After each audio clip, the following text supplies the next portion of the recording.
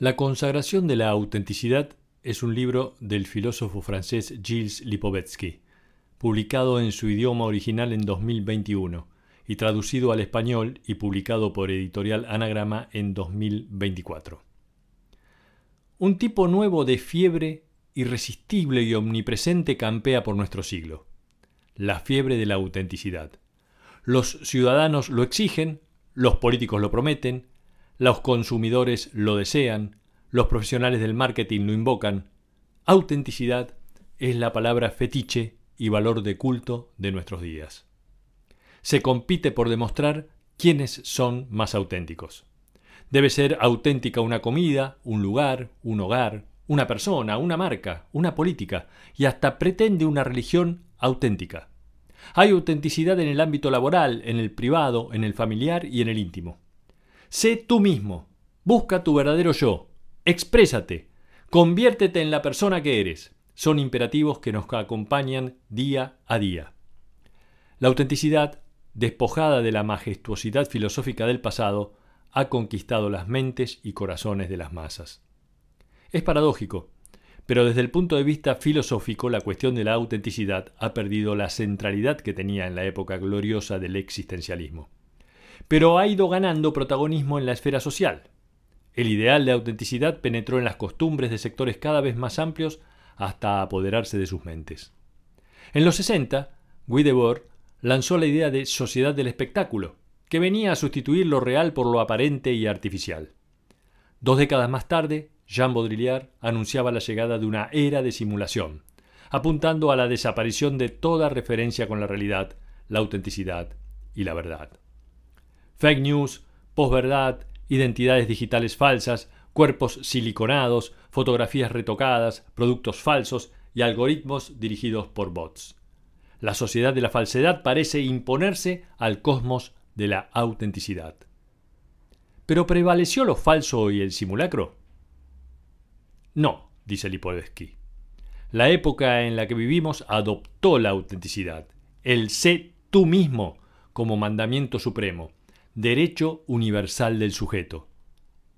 En el pasado, la autenticidad se manifestaba en la intimidad de los diarios secretos. Hoy se despliega en el hiperespectáculo y las imágenes espontáneas en Internet. El ideal de autenticidad, originalmente referido a las personas, ha impregnado el universo de las cosas y el mundo de los negocios. Hemos entrado en la etapa consumista de la autenticidad.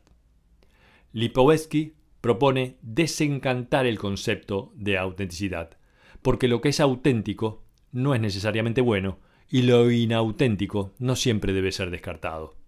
No es un ideal supremo, pero tampoco un remedio milagroso. La historia de la autenticidad reconoce 3 fases. Una primera fase se inicia en el siglo XVIII hasta mediados del siglo XX y postula como deber primario del sujeto la franqueza consigo mismo, induciendo al rechazo de las apariencias. Se trata de una etapa moral, una fase heroica de la cultura de la autenticidad. La segunda fase coincide con la revuelta de la contracultura en las décadas de 1960 y 1970. Para entonces la autenticidad ya no es una exigencia meramente ética, sino que representa una fuerza social, una fuerza colectiva destinada a rehacer la vida, aquí y ahora. La tercera fase es la actual, y comenzó en los finales de los 70. La autenticidad ya se ha incorporado a las costumbres y tradiciones, y se ha transformado en un derecho personal. Pasada la autenticidad inconformista de la contracultura, se afirma la autenticidad normalizada, generalizada. Vivir de acuerdo con uno mismo, que hoy nos parece algo natural, ha sido una excepción en la historia de las civilizaciones.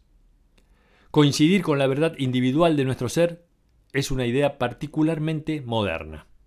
Durante milenios, las llamadas sociedades tradicionales ignoraron el ideal de autenticidad subjetiva. La norma suprema de toda legitimidad era la tradición. La tradición consideraba que lo que sentimos o pensamos como individuos importa menos que la necesidad de atenernos a normas comunes, a hacer las cosas como siempre se han hecho. En la antigua Grecia tomó forma un sentimiento nuevo, el de la persona individual. La propia problematización, la conciencia del ser, la búsqueda de la sabiduría. El filósofo exhorta a las personas a examinar su conciencia, obtener la libertad interior, la tranquilidad del alma. Se trató de un primer individualismo, pero no buscaba ligar a la persona con su ego personal, sino que buscaba alcanzar la armonía del individuo con la totalidad del cosmos, acceder a la conciencia del propio ser como parte de la naturaleza.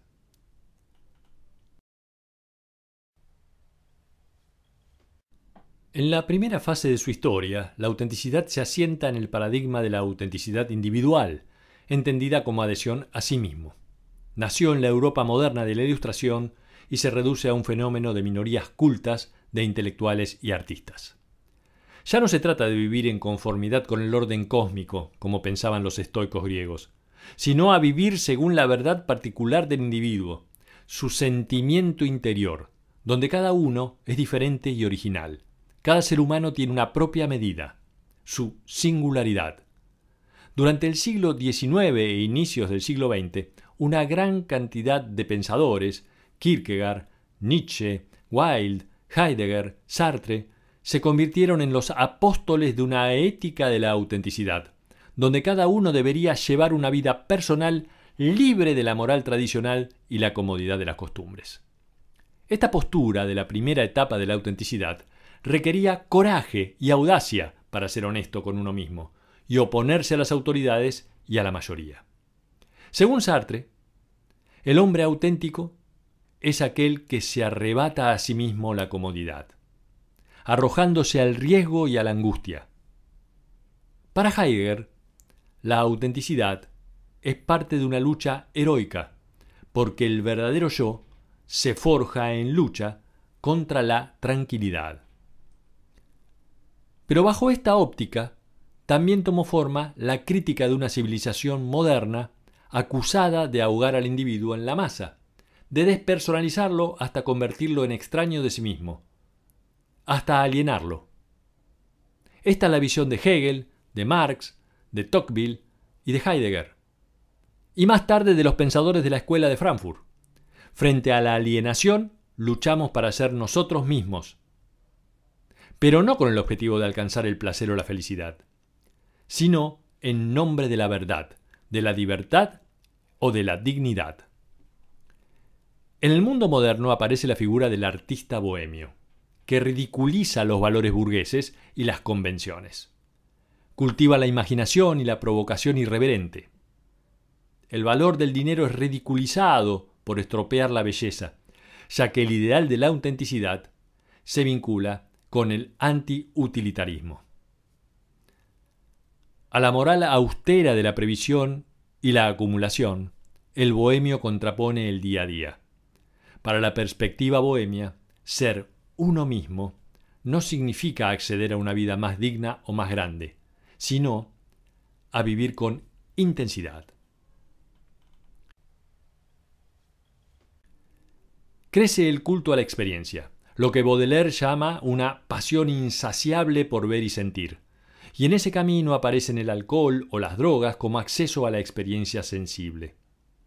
Como se observa, en la primera fase la construcción de la cultura de la autenticidad circula por caminos diversos. Por un lado, un camino marcado por la seriedad y la perfección moral, la idea de una autenticidad sinceridad.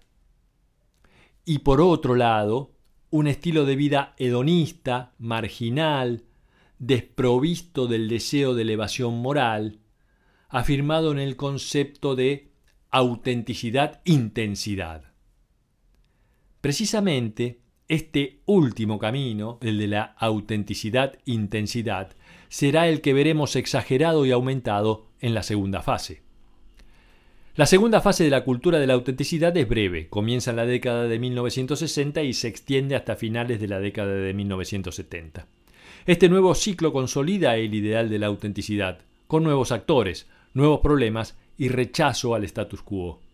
Las reivindicaciones de la autenticidad se afirman por primera vez como movimiento social, como fenómeno colectivo.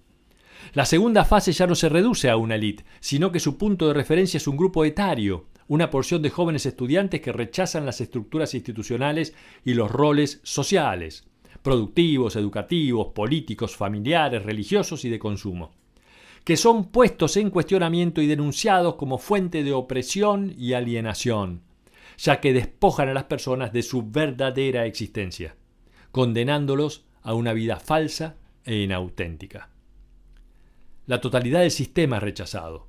De allí que se adopta el concepto de contracultura para caracterizar este movimiento de liberación y revolución, pero no una revolución entendida como proyecto político, sino como la búsqueda de establecer nuevos modelos de vida basados en la espontaneidad, el deseo y el amor libre. Para la contracultura, la vida auténtica no se alcanza en soledad. No se trata de un monólogo consigo mismo, sino de una nueva forma de estar juntos. La segunda fase está marcada por la búsqueda de una utopía comunitaria. Por detrás del protagonismo de lo colectivo aparece también una explosión de subjetividad, porque por debajo de la dimensión comunitaria sigue operando el ideal de autenticidad individual, el haz lo que quieras. El enemigo que vencer ya no es la hipocresía, sino también las formas de trabajar, de consumir, de educar y de amar.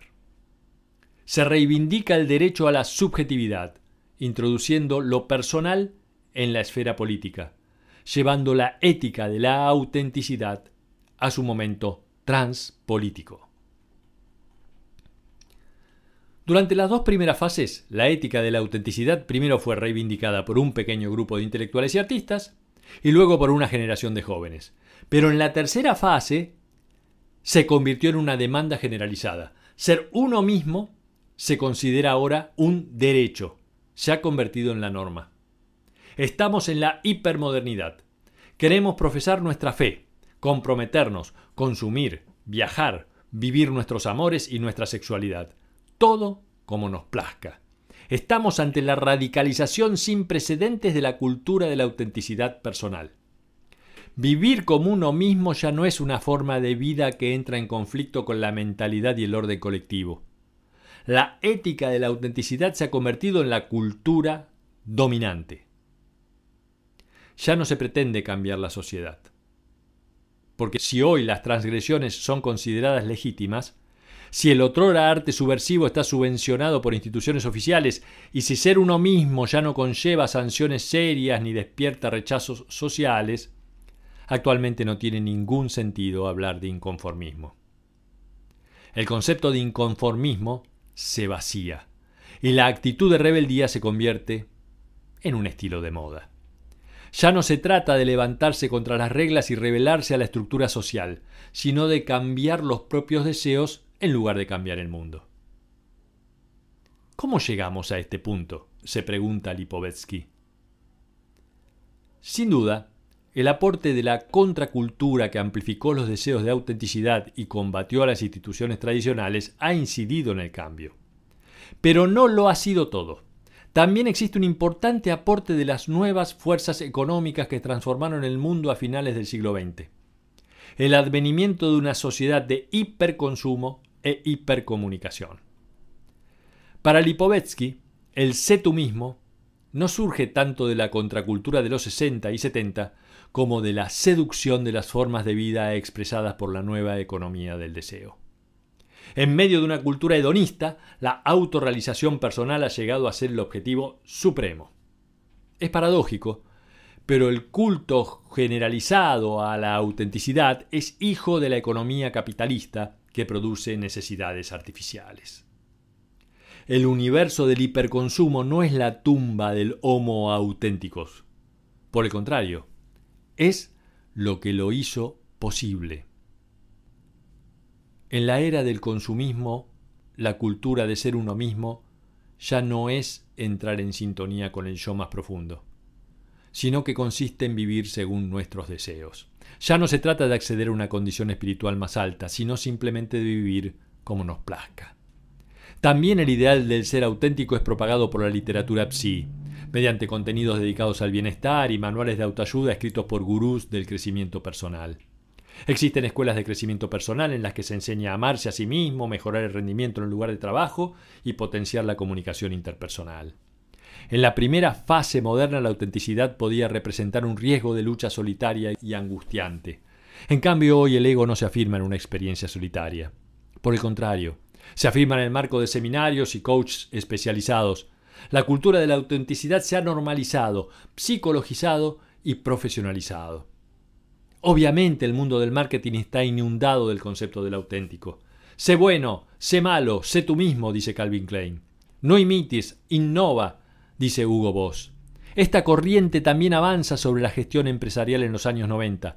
La nueva dirección sustituye la autoridad vertical por formas de organización personalizadas que favorecen la implicación subjetiva de los empleados. Autonomía, iniciativa, flexibilidad y sociabilidad son conceptos centrales de la literatura gerencial, persiguiendo un mayor rendimiento. La ética de la autenticidad nos lleva al fenómeno de la familia desinstitucionalizada.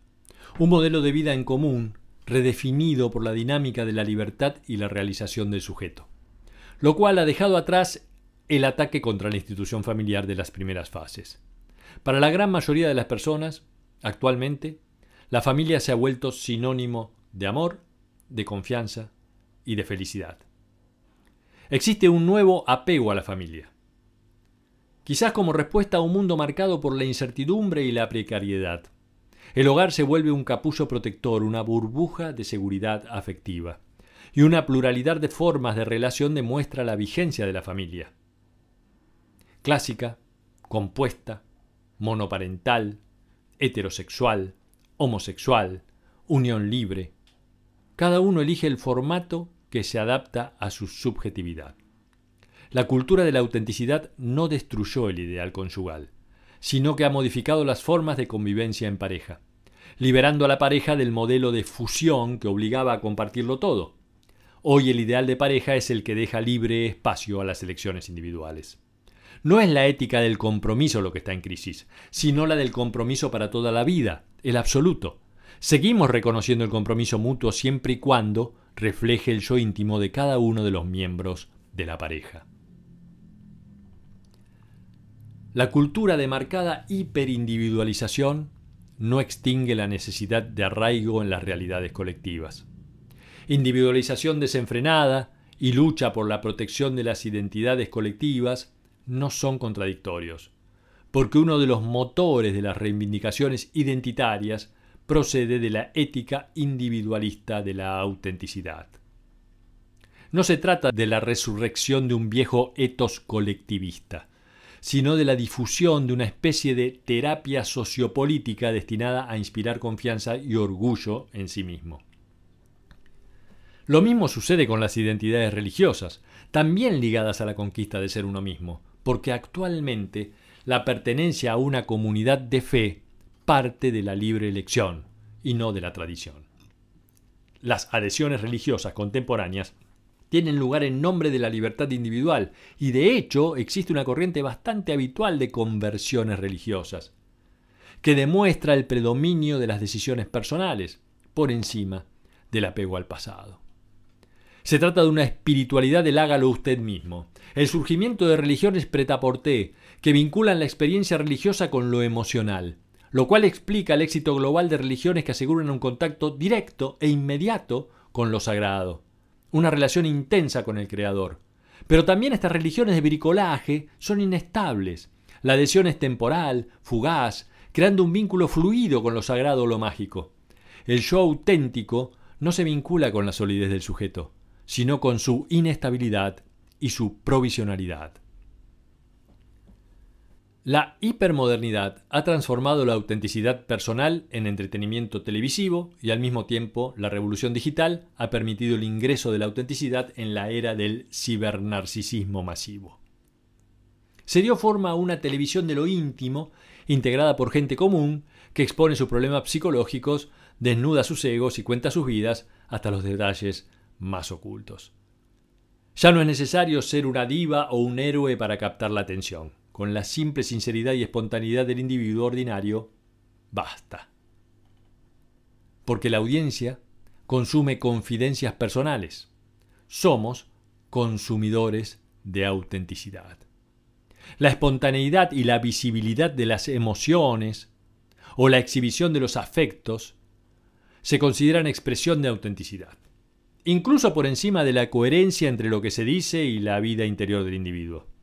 La expresión emocional se considera prueba suficiente de sinceridad. Y en esa exposición emocional aparecen las redes, como el espacio ideal para las prácticas de autoexhibición. La presentación digital del ser no surge de un diálogo interior, sino bajo la mirada de otros, el ego como espectáculo. Se trata de la práctica del autorretrato como exhibicionismo narcisista. Pero existe otra paradoja en el uso de la autenticidad en la red, y es que lo que se supone ser la total transparencia no lo es tal, ya que los internautas dejan de lado sus partes negativas y oscuras, como la ira, la tristeza, las derrotas o los defectos. Se exhibe un ego retocado. Por lo tanto, no se trata de una sociedad de la transparencia, sino de una versión de la sociedad del espectáculo. Desde la década de 1980, la ola de individualización ha sido analizada por muchos autores como fuente de apatía política y repliegue en sí mismo, como lo indicaría el aumento del ausentismo electoral o la pérdida de adhesión de los sindicatos. La idea es que la cultura de la autenticidad produce una ciudadanía débil. Pero Lipovetsky no cree que sea así. Es cierto que la democracia está en crisis, dice, y que los ciudadanos confían cada vez menos en partidos y sindicatos. Pero los jóvenes se vinculan con voluntariados y luchan por causas que les afectan. El medio ambiente, el racismo, el abuso policial o movimientos colectivos de todo tipo sobre causas y objetivos muy diferentes. Estamos frente a ciudadanos comprometidos, pero en la forma de compromisos intermitentes y esporádicos, donde la participación no suele perdurar en el tiempo. El voluntariado crece, pero se ha vuelto más volátil. Estamos frente a una autenticidad intermitente. El deseo de comprometerse y de ayudar a los demás no ha desaparecido, pero la diferencia sustancial es que se ha convertido en una experiencia de valorización y enriquecimiento individual en términos emocionales y psicológicos. Se trata de una conjunción de espíritu solidario y de pasión individualista. No es el compromiso lo que ha desaparecido, sino el compromiso en nombre de valores supremos. Ya no es una obligación moral, sino una parte más de la cultura de autorrealización. No es una ética del deber, sino una ética de la autenticidad. La figura del militante que se entrega en cuerpo y alma a la causa no existe más. Ahora estamos frente a un neomilitante que lleva el sello de la cultura emocional y no de la cultura sacrificial. En lo político, el principal peligro para las democracias representativas ya no es el terror, sino el auge de las políticas iliberales. Para Lipovetsky, el ideal de autenticidad en política tiene mucho que ver con el populismo, que se basa en el ejercicio de la franqueza y la transparencia, por lo cual no se trata de una política, sino de un estilo político. El líder populista basa su liderazgo en la expresión y la construcción de una imagen auténtica que debe mucho a la retórica emocional, muy alejada del lenguaje argumentativo, racional y objetivo. Los líderes populistas pronuncian discursos rebosantes de pasión, de odio, de agresión y sin la menor intención de moderación.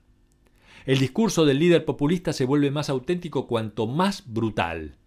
El líder se enorgullece de decir las cosas como son, de exteriorizar lo que piensa, cualquiera sea la cosa que piensa. El populismo explota una autenticidad peligrosa.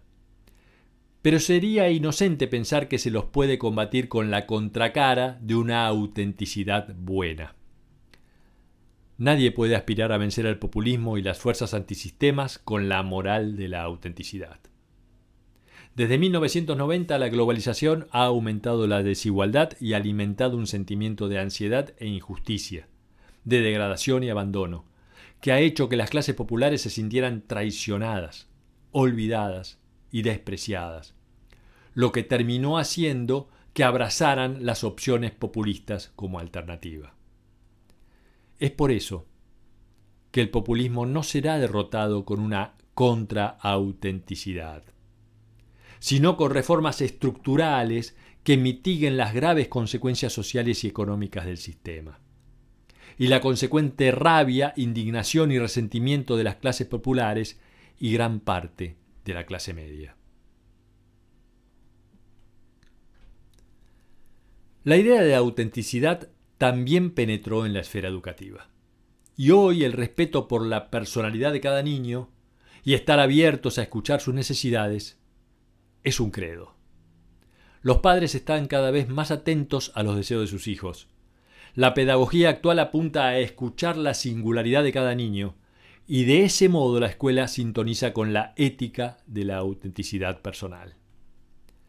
Ya no se trata de enseñar a los niños sobre lo duro que puede resultar la vida real, prepararlos para la adversidad e inculcarles el sentido del deber, sino de ayudarlos a conquistar una existencia individualizada lo antes posible.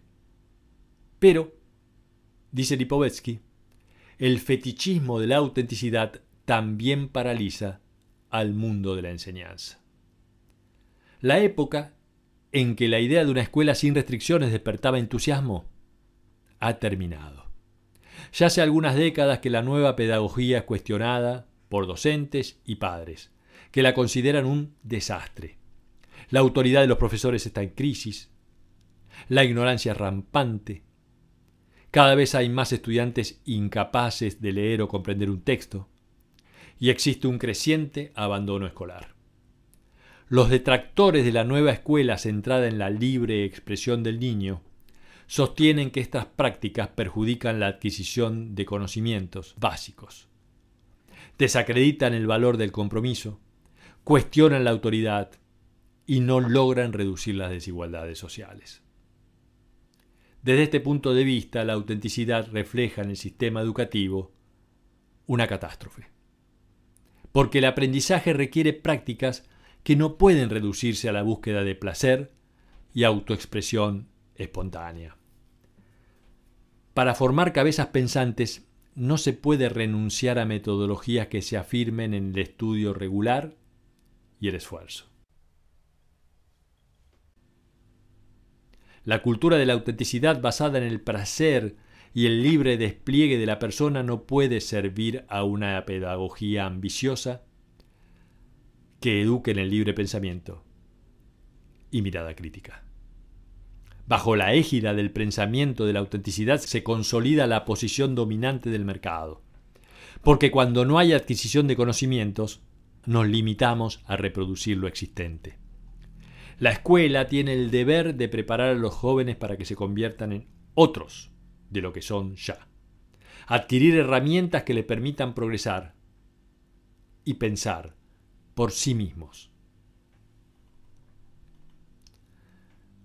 Nuestra tarea actual consiste en deconstruir la fe ciega en las virtudes de la autenticidad. La autenticidad no es un ideal absoluto ni una cura milagrosa para todo. La autenticidad no puede resolver el peligro ecológico, la presión por el rendimiento económico, las democracias inestables, ni la desigualdad social. No se trata de desacreditar la cultura de la autenticidad, sino de renunciar a convertirla en un remedio universal para problemas complejos. La cultura de la autenticidad puede inducir transformaciones profundas en la forma de ser de las personas, pero es absurdo esperar que sea una respuesta creíble a los grandes desafíos del nuevo siglo. Desconfiemos de la religión del auténtico, una especie de nuevo pensamiento mágico. Lo sabio es no esperar de la autenticidad más que lo que tiene para ofrecer.